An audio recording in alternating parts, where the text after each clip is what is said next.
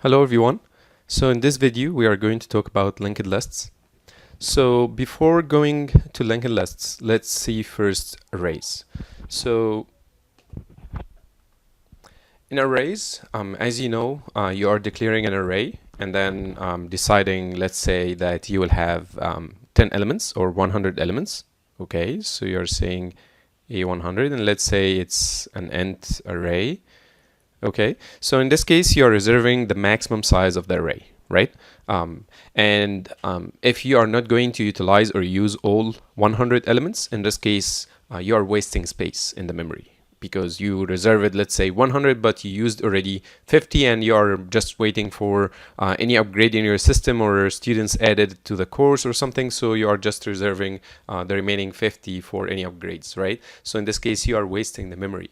For example, if you want to insert or delete an element in the array. So for example, if I want to insert an element in the array, which will be the first element, so I have to shift down all the elements. So if I have 50 elements, I have to shift down all the 50 elements to insert a new element in the first position or address, right? So in this case, you have to move all elements in the array to insert or even delete, okay? And I'm talking now about the worst case, if you want to insert in the first position or you want to delete the first position, so you have to shift all of them up, right? But on the average case, at least it's around half of the elements have to be moved around, right? And this is big disadvantage of arrays because in this case is not flexible, right?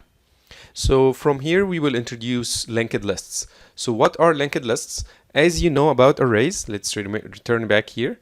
The array elements are put inside the memory in a sequence, right? So this is the first element, this is the second element, the third, the fourth, the fifth, and so on, right? Until the last element in the array. So all of them are going continuously after each other.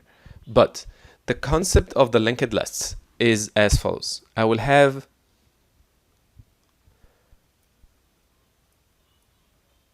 let's say the first element will be here. Okay? And the next element, it doesn't have to be after it. Let's say B will be here. So what I'm going to do, I'm going actually to say, okay, here is A, and I will put here the address of V. Let's say the address of V here is F7. So I'll put here F7. And then here is C.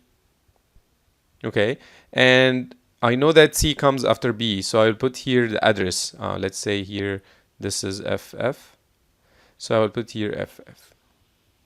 So I know that F is the first, A is the first element. And then I will go to A and ask A, hey, where's the second element? A will tell me, hey, the second element is there in this address. So I will go there, I will find B. And then going to B and ask, hey, B, where is the third element? B will say, hey, the third element is in FF, right? So it will just direct me to here. So this is why we name it as linked lists, and it's mainly based on pointers. Why it is based on pointers? Because every time you are dealing with the first element, you are having the address of the next one, right? And this allow me to put the elements anywhere in the memory, not all of them after each other. Okay. So the first element will have the pointer to the second element have a pointer to the third element, and so on. This is why we are saying it's linked lists. Why? Because we are linking the next element to the first element. Okay, it's exactly the same as going to let's say a supermarket and standing in the line or queue and waiting for the service, right? So if you are standing in the line, in this case, this is an array. But let's say everyone is standing anywhere, and then the cashier will ask, who's next? And then the one with the cashier now will say, hey, Muhammad is the next. Maybe I'm standing away, but he is having the address of the next one, right? But in the array, the cashier knows without asking that here's the first one, here's the second one, here's the third one, and so on. Okay, so this is the main difference between arrays and linked lists. So the question now is, how this implementation is happening, it's exactly as the same as arrays. The only difference is that you have to have for each element, the element value, let's say 5, and then address of next element. And this is not an easy situation, right? So somehow the implementation of pointers is somehow complex. It's not straightforward as arrays, but at the same time, it's having a huge flexibility. Okay, why huge flexibility? Because every time you don't have to like reserve in the memory certain number of elements without using them, without wasting them. Why? Because it's very easy actually to add the next one, by just adding another element and put the pointer for it, and that's it. Okay, so it's not requiring that much space in the memory, and at the same time it's insertion. If you are going to insert an element in the array, it will be very easy actually. Why? Insert an element to the linked list. Why it is very easy? If you return back here and let's say I want to insert an element which is called D between A and B. So the only thing I have to do here is just having D in the memory.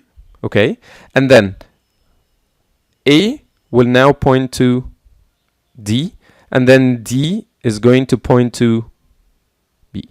Remember, in arrays, we have to move all array elements in order to insert an element, right? But in linked lists, if you look here, you'll find that the only thing, change the pointer to A. Instead of pointing to B, it will point to D. D will point to B, and that's it. Here is the insertion. Okay, so the insertion here is very easy. The same thing exactly if I want to remove an element. If you want to remove an element, just remove it and make the element before to point to the element after, and that's it. Okay, as you can see here, the last element is not pointing to anything. This is why it's pointing to null. Okay, so again, from what we said, what is the advantage of linked lists? It's very easy to grow and shrink without that much efforts, right? And also, like, if you are dealing with a system which is adding, let's say, adding students and taking off students a lot of times, it's better to do it using linked lists than doing it using arrays. Okay, so let's see now a demo. It's very basic demo for using linked lists. So here, as you can see, this short program is having an array of elements, 2, 5, 4, 3, and then an array pointer of addresses, which is based on here this array. Okay, so what we want to say here is that we are trying to mimic what is happening in linked lists by having here the elements and here the addresses. And let's say the first element at index 0 is having a pointer to the next one. The second element is having a pointer to the next one. The third element is having a pointer to the third one, and then the last one is pointing to null, right? It's just pointing to nothing. And if you have 0, this means that it's an address which is not used, which is similar to null. So let's look here, and again, please pause the video and try to look here based on the addresses here. What is the arrangement of these elements? Okay, you will find that A2 is the first element, and then pointing to the next element, which is VA plus 3. VA is the address of the array which is pointing here, right? Plus 3, 1, 2, 3. So I know that the next element is 3.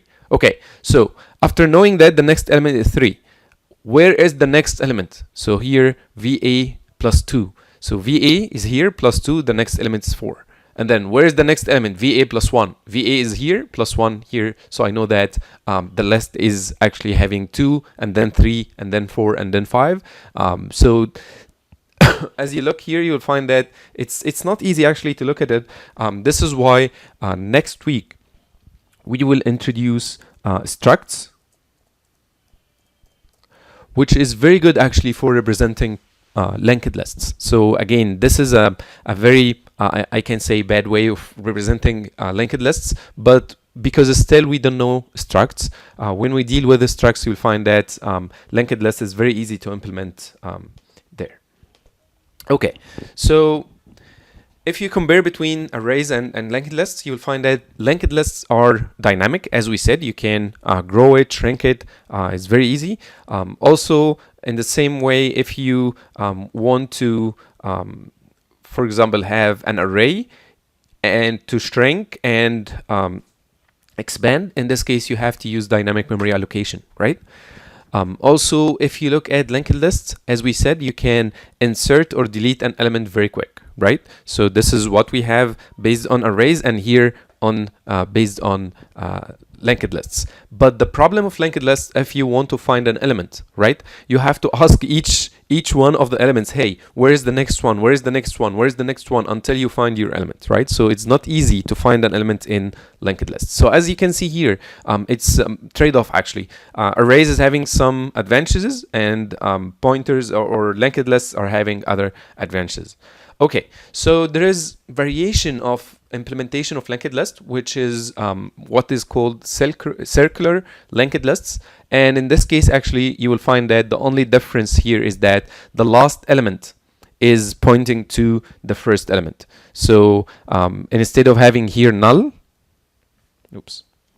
instead of having here null, we have the last element is pointing to the first element. Okay, there is another variation which is called doubly linked lists, and in this case, not only this element is pointing to the next element, but it's pointing to the element before it. So as you can see here, B is pointing to the element after it and the element before it, and this is the two variations of the linked lists. Thank you very much for watching.